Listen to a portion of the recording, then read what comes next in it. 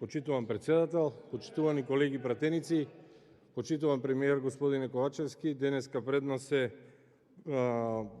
предлог замениците министри за владата и кога зборувавме овде за владата, најпрви она што го споменавме е проблемот кој што го имате вие како премиер со легитимитетот, односно на кој начин овде станавте премиер, како тоа место налик на монархија го наследивте од Зоран Заев и дојдовте да бидете премиер на државата, меѓутоа еве рековме ајде да ви дадеме шанса.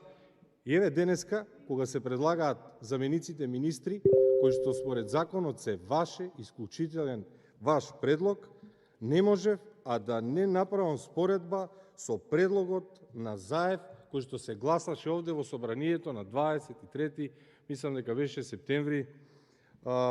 И ако ги погледнеме двата предлози, еве го предлогот на Заев, еве го и вашиот предлог на Ковачевски, ќе видиме дека има практично многу исти имиња. Промената е незначителна. Ако го погледнеме, Бешким Хасани го предложил и Заев да биде заменик на министер кој работи со Министерство за одбрана и вие сте го дали истиот предлог. Назим Буши е предлог и на Зоран Заев, тој ваш ист предлог. Агим Нухиу е предлог на Зоран Заев и ваш ист предлог. Промени имате кај Илхан Рамахан, каде што е предложен Џабир Доко. Ист е и предлогот за Министерство за надворешни работи. Вие сте нов предлог затоа што станавте премиер, па на ваше место доаѓа Филип Николовски. Ист и Зоран Маневски, министерот за економија. Има промена кај името на Трајан Димковски, каде што е предложен Абдул Шукур Абедини, кој што е предлог на алтернатива.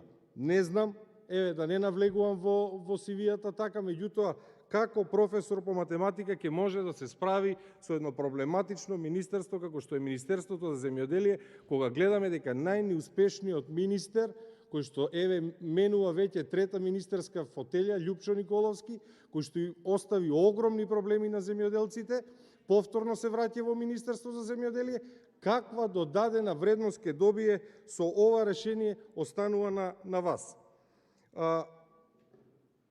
Илир Хасани има нов предлог во здравството, Арафат Шабани имате нов предлог, тој е Лузи Малиу, исти остануваат Енвер Хусини, исте Зоран Димитровски како заменик министер во Министерство за локална самоуправа, имате промена кај Министерство за култура, исте Александар Бајдевски, исте Беким Реджепи, ист предлог е и Христина Оджаклиевска. Од скупно 16 заменици министри, 6 ви се променети. Ако земеме во предвид дека вие бевте заменик министер за финансии, ќе видиме дека имате само 5 нови.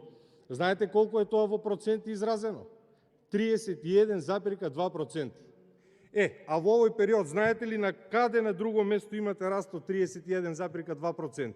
Затоа што сакате да се представите како нова влада и слушам овде одредени небулози кои што сакаме еве сега во оваа расправа да ги расчистиме. Имате 33 до 35% раст на електричната енергија од кога е оваа влада на Зоран Заев. И затоа да престанете да ја убедувате македонската јавност дека оние непогоди и неприлики кои што ни се случуваат се увезени од надвор. Затоа што сакам да разговараме со аргументи за вистинските причини за кризата и за кризните состојби во кои што се наоѓаме. Ако ги погледнеме стапките на инфлација во кои што вие велите дека се увезени, ако ги погледнете извештаите од Државен завод за статистика и од Евростат, ќе видите дека инфлацијата во Македонија започнува пред инфлацијата во еврозоната. И ова податоци не сум ги измислил јас, тие се од Државниот завод за статистика и од Евростат.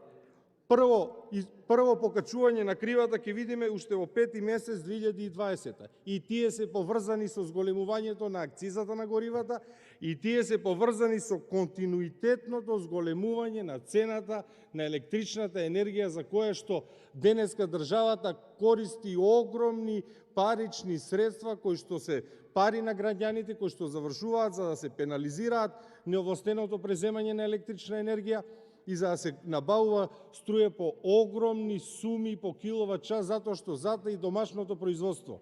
А наместо одговорните во Министерство за економија да одговараат, вие ги унапредувате истите тие лица, сега повторно ни ја водат економијата.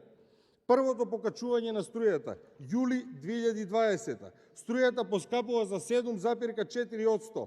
Месечна сметка од 1500 ќе стане 1600 денари, ќе ни каже Беслимовски, истиот тој кој што овие денови бара рекорден буџет овде во собрание. Понатаму, јуни 2021. Уште едно покачување на струјата од 12,36%. За почетокот на 2022. Скапо, поскапо, најскапо во 2022 година ќе се живее скромно. Зголемување од 9,48%, а ако се земе во предвид дека ја укинавте и ефтината тарифа, ќе видиме дека зголемувањето е 15%. Замислете додека оваа влада на Зоран Заев, во која вие бевте заменик министер, а сега сте премиер, е на власт, граѓаните добија покачување на струјата од 33%, а добија промена во вториот ешалон на власт, затоа што практично замениците министри се вториот ешалон на власт, промена во вториот ешалон на власт од 31,2%. Значи, инфлацијата не е увезена, почнува од овде. Кои други параметри укажуваат на тоа? Промената и акцизата која што ја воведовте во горивата. Што друго? Продуктивноста на македонската економија. Ако ги погледнете бројките и споредбата за продуктивноста по вработен во Македонија, ќе видите дека од 601 денар од бруто домашниот производ, сега, на крајот на 2021, паѓа на 575 денари. Значи, имаме и намалена продуктивност на македонската економија. Ако продолжиме понатаму да зборуваме за платите, затоа што зборувате за растот на минималната плата, ако ги погледнете параметрите за она што се нарекува реална плата, а реална плата се изразува колкава е куповната моќ на работникот со соодветните парични средства, ќе видите дека владата на Социјалдемократскиот сојуз и на ДУИ има стагнација во растот на тие плати. Односно, само за пример, во 2006 просечна реална плата, и тоа прилагодена на индекс на трошоци за живот во 2010, изнесува 15.087 денари, а 2017 таа достигнува до 20.000. Од 2017 просечната плата од 20.674 денари до денеска доаѓаме до сума од 24.200 денари. Ако се спореди растот на просечната плата со порастот на јавниот долг во овој период, ќе видиме огромен јас помеѓу она што државата, односно власта, го потрошила и она што допринела во растот на стандардот на граѓаните. А ако зборуваме за здравството, сакам да знаете дека успеавме да дојдеме на топ листите. Македонија на 7-мо место по смртност од ковид на 1 милион жители. И ова вести се вести од сега, од 26 јануари 2022. А вашиот министер за здравство, и тоа ова се податоци на Real Politics, еден од најдоверливите агрегатори, коментатори и анализи од Америка, според кој Македонија дојде на 7-мото место. А во овој момент да знаете дека се градат лимени болници по договори кои што ги потпишал Венко Филипче, а ги реализирате вие и вашата влада. Односно, практично доживуваме пораст на сите полиња, а вие денеска овде безсрамни убедувате дека вие ќе се водите од персоналните компетенции на кандидатите. На кој начин, кога гледаме дека истите кандидати кои што ги предлагаше Зоран Заев, сега практично ги предлагате и вие.